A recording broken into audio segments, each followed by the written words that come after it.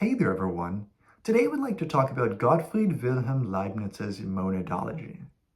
Now, the Monadology is a quintessential piece of rationalist modern philosophy, and it's a really fascinating piece because it shows a distinct awareness of Newtonian and materialist and scientific thought on the one hand, while at the same time crafting a unique ontology that seeks to provide a theological response, particularly in maintaining the unity, the power, the knowledge and capacities of God, as well as that of human free will. And in order to do this, he comes up with a unique concept called the monad. And as he goes through the monadology, this allows him to basically reconcile mechanistic reality, a dynamic reality of a number of entities relating to each other in determinate ways, with human free will.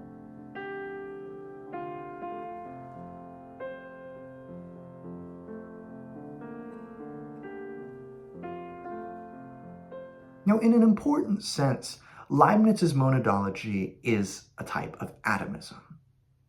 And the reason he does this is a methodological concern. Like the good mathematician he is, he wants to find his elementary units, his starting principles from which he can build out his ontology and his epistemology. Because, right, the ontological question is, what kinds of beings are there? How do we categorize them? What are their groups? What are their natures? And the epistemological question would be, how do we come to know those entities? And how do we go about knowing? And Leibniz says, okay, I want to find my first principles, which can be treated as a sort of brute fact. And out of this is created composite entities. Therefore, he comes up with the monad. And the monad is an atomic principle not composed of parts.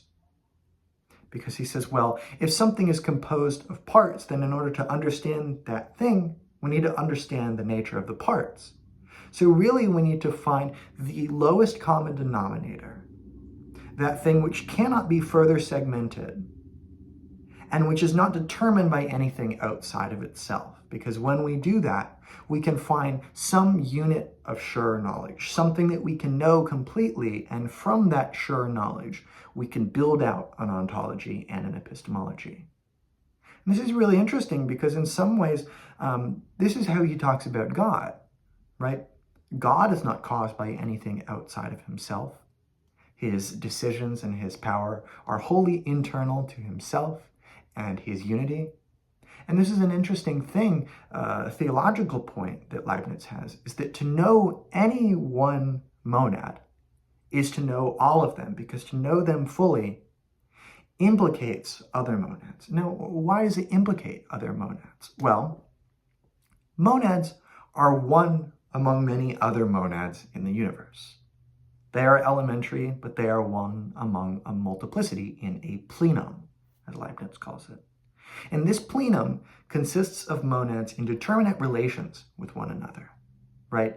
They zip past each other, and they are caused not by these relations. They are caused by themselves.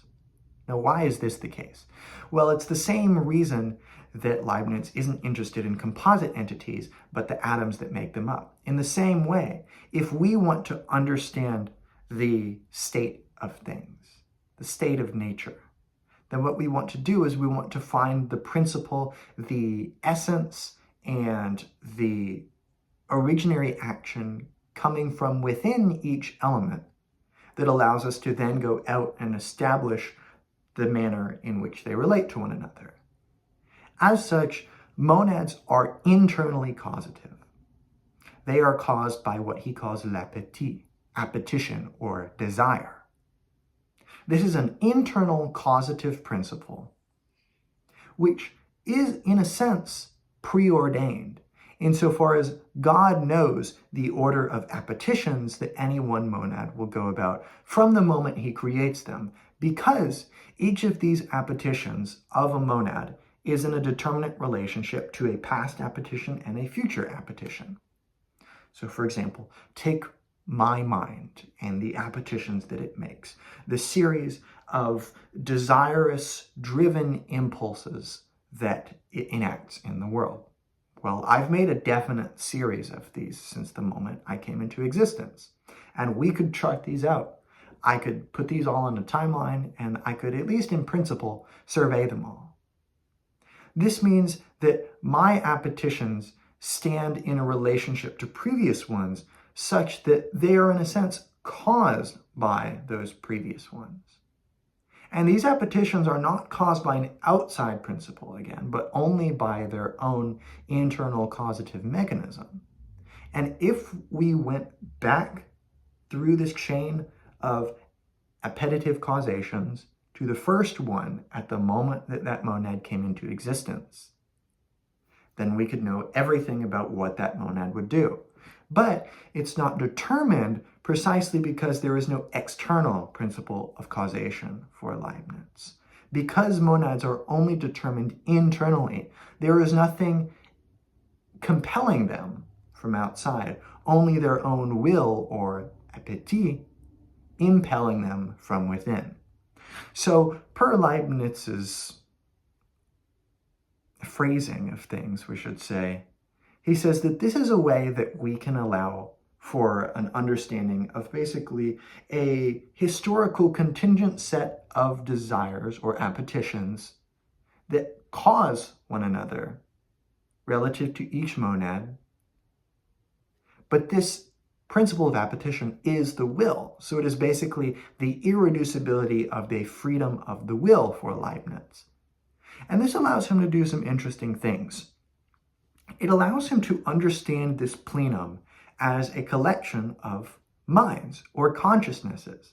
Hence, and this is because Leibniz was informed by certain strands of Eastern thought that he was privy to, that he was educated in to a moderate extent, such that he really does develop a sort of proto-panpsychism, whereby the entire plenum, the entirety of the universe, is a collection of individual minds, willing themselves, and importantly, relating to other minds, but not causing other minds. Leibniz does not really believe in causality in the proper sense of it, of one thing causing something external to it. All monads for Leibniz are windowless, as he puts them, which is to say, they do not have any passage outward by which to interact causally with another being. All they are is doing their own thing. Imagine, for example, if we had all the atoms in the universe. Well, they are the way they are, and they act in the manner that they do because they are a member of a field, and they have certain valences and vectors and qualities of them, certain proportions, that cause them to act in certain relations, in certain manners based on their relations. And Leibniz says, well, those relations could be different, right? We could imagine other possible worlds. And that's not in principle a contradiction. There are other conceivable ways that any monad could be, any set of relations, a number of which could be plausible and still allow for the monad to be. Hence, there is nothing essential about any one set of relations, and as such, no monad depends on those relations. It can, as Leibniz puts it, be understood internally solely based on an interior knowledge of a monad as a monad. And in principle, we can isolate it from the relations around it, precisely because ontologically, it does not depend upon those relations in order to be. Now, in order to do things, it would seem that it does. It would seem that each atom in my body is related to the other ones and is only insofar as it is being caused by and reacting to and causing those other atoms. But for Leibniz, because all monads are windowless, he says that causality is basically an illusion. All we have is internal appetitive impulses, which is basically desire. It is the causal principle of each mind causing itself. And because of this, nothing is, as we've said, determined, therefore, by other entities. So we have here a sort of Newtonian conception of the universe, wherein there is a dynamic panoply of atoms relating to each other. But whereas Newton is going to say they are going to cause each other, and every action is going to create a corresponding reaction, which is a reaction to a cause, Leibniz is going to deny this idea of causation. Basically, everything is isolated within itself, turned inward, and cannot really access things outside of themselves. The only one that can do that is God, because for Leibniz, God is transcendent. So what we have here is a precarious concatenation of monads, which cohere together and inhere with themselves without causing any of each other. So you might ask, what allows for the constancy in nature that we see? How is it that we can see molecules consistently reacting with other molecules in determinate ways? We can describe their structures with regularity, and we can predict their outcomes with regularity? Well, Leibniz basically says it is a miracle. He says it is only because of the power of God, who from the first moment of the universe basically concatenates and sets up each of these things in certain relations such that they play out and they, per their own internal causative principle, will cause themselves in such a way that they will appear to cohere with one another in a causal way. What does this mean? Well, it means that the only one who can know all monads is God. And it means that to know any one monad, including ourselves, is to know something about God, because it is to know something about our causal principle, which we could walk back and know something about the original state of affairs. And just by surveying the world around us, we can know things about the states of affairs of the world around us, and therefore we can know something in principle about the universe. This is how the rationalists do things, right? We can use reason alone, and we can basically retreat into our capacity of reason, and we can use that to know certain essential truths about the world.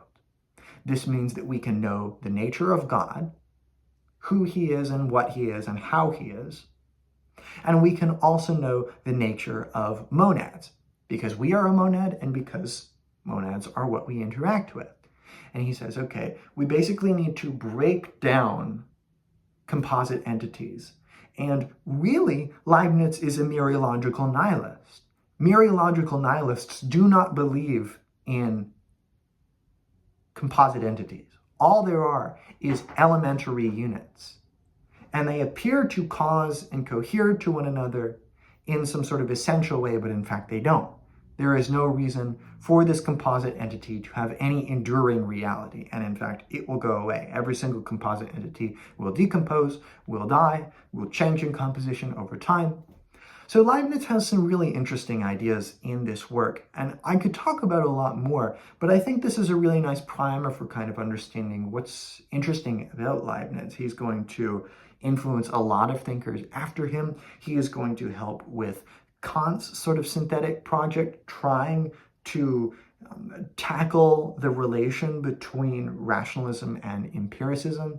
And Leibniz is just a really important figure in the history of mathematics and philosophy. I mean, he creates calculus, for Christ's sake. But he's also a very influential rationalist, and he has some very interesting arguments for this being the best of all possible worlds, for example, using this sort of hypothetical reasoning of possible worlds that I mentioned. I like Schopenhauer's objection that per Leibniz's rationale, this might as well be the worst of all possible worlds, because it's a kind of funny but I think, very legitimate response to Leibniz's somewhat precarious and problematic reasoning. But that being said, I hope that this has been interesting and helped give you some understanding of Leibniz's philosophy. You can check out any of my other lectures I've done on postmodernism, German idealism, gender theory, post-colonial studies, and other classic literature. You can also become a channel member for $5 a month and gain access to, among other things, a private philosophy Zoom, which you can tailor to your needs. I also have super thanks if you'd just like to donate to the channel, because it really helps me to purchase all the books necessary to bring y'all some content. That being said, that's it for this lecture, and I will see you in another one.